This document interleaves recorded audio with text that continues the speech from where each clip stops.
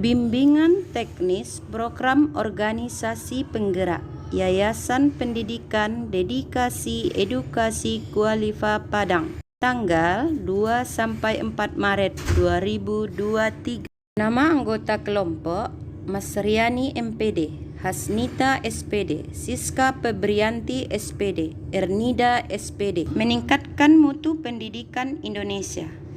Rilis terbaru PISA, Program International Student Assessment, hasil tes 2018. Skor membaca anak-anak Indonesia menduduki peringkat 72 dari 77 negara. Skor matematika berada pada peringkat 72 dari 78 negara. Sementara itu, skor sains bertengger di peringkat 70 dari 78 negara. Data demikian dikomentari oleh Kepala Balitbang Kemendikbud Kompas Desember 2019 sebagai suatu alarm dini untuk melakukan perubahan paradigma pendidikan di Indonesia. Hasil itu sekaligus menunjukkan masih tingginya disparitas mutu pendidikan antar daerah. PISA merupakan penilaian pelajar internasional yang diselenggarakan 3 tahunan. Program ini diselenggarakan oleh Organization for Economic Cooperation and Development, yaitu organisasi untuk kerjasama dan pengembangan ekonomi. Terdapat 3 indikator yang diukur melalui PISA, yaitu 1. Kemampuan membaca atau literasi, 2. Kemampuan matematika atau numerasi, 3. Kemampuan sains. 6 masalah pendidikan di Indonesia dan analisisnya. 1. Keterbatasan jumlah guru terampil. Guru-guru terampil dan berkualitas tersebar di kawasan kota atau daerah yang notabene-nya mudah diakses. Sedangkan daerah-daerah terpinggir dan terpencil sulit sekali mendapatkan guru. 2. Sarana dan prasarana tidak memadai. Tidak dapat dipungkiri dari segi sarana dan prasarana yang kurang memadai, terutama sekolah-sekolah yang ada di pedesaan, pinggiran, dan sekolah yang ada di pelosok. 3. Minimnya bahan pembelajaran. Tidak dapat dipungkiri, masalah pendidikan di Indonesia juga terbentur pada keterbatasan bahan ajar. Kurangnya bahan ajar menurut saya hal yang wajar, karena memang dari kesadaran akan literasi di Indonesia termasuk di urutan akhir. 4. Mahalnya dana pendidikan. Meskipun sudah digadang-gadang gratis, tetap saja ada bagian yang membayar. Ironisnya, banyak masyarakat miskin yang membayar yang mungkin tidak seberapa bagi orang borju, namun tetap menyulitkan bagi mereka yang tidak mampu. 5. Mutu pendidikan rendah. Salah satu masalah pendidikan di Indonesia terletak pada mutu pendidikan yang rendah.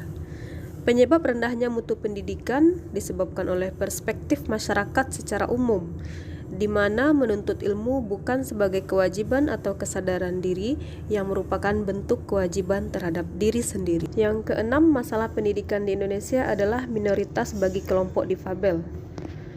Ternyata masih banyak kelompok difabel yang kesulitan dalam mencari sekolah inklusi. Itu berarti masih sedikit sekolah-sekolah inklusi bagi mereka. Satu sisi, sekolah inklusi secara tidak langsung juga mengkotak-kotakkan dan semakin tereksklusif dari realitas sosial. Upaya untuk meningkatkan mutu pendidikan. Yang pertama, dengan peningkatan kualitas guru. Untuk meningkatkan profesionalisme pendidik dalam pembelajaran, perlu ditingkatkan melalui cara-cara sebagai berikut. 1. Mengikuti penataran, mengikuti kursus-kursus pendidikan, memperbanyak membaca, mengadakan kunjungan ke sekolah lain atau studi komparatif, mengadakan hubungan dengan wali siswa. 2. Peningkatan materi. Dalam rangka peningkatan pendidikan, maka peningkatan materi perlu sekali mendapat perhatian, karena dengan lengkapnya materi yang diberikan, tentu akan menambah lebih luas akan pengetahuan. Hal ini akan memungkinkan peserta didik dalam menjalankan dan mengamalkan pengetahuan yang telah diperoleh dengan baik dan benar. Materi yang disampaikan pendidik harus mampu menjabarkan sesuai yang tercantum dalam kurikulum. 3. Peningkatan dalam pemakaian metode. Metode merupakan alat yang dipakai untuk mencapai tujuan. Maka sebagai salah satu indikator dalam peningkatan kualitas pendidikan, perlu adanya peningkatan dalam pemakaian metode. Yang dimaksud dengan peningkatan metode di sini bukanlah menciptakan atau membuat metode baru, akan tetapi bagaimana caranya penerapannya atau penggunaannya yang sesuai dengan materi yang disajikan, sehingga memperoleh hasil yang memuaskan dalam proses belajar mengajar. 4. Peningkatan sarana. Dari segi sarana tersebut perlu diperhatikan adanya usaha meningkatkan sebagai berikut. 1. Mengerti secara mendalam tentang fungsi atau kegunaan media pendidikan. Yang kedua, mengerti penggunaan media pendidikan secara tepat dalam interaksi belajar mengajar. 3. Pembuatan media harus sederhana dan mudah. Yang keempat, memilih media yang tepat sesuai dengan tujuan dan isi materi yang akan diajar. 5. Peningkatan kualitas belajar. Peningkatan kualitas belajar bisa dilakukan melalui memberi rangsangan, memberikan motivasi belajar, dan memberikan penghargaan. Sekian, terima kasih.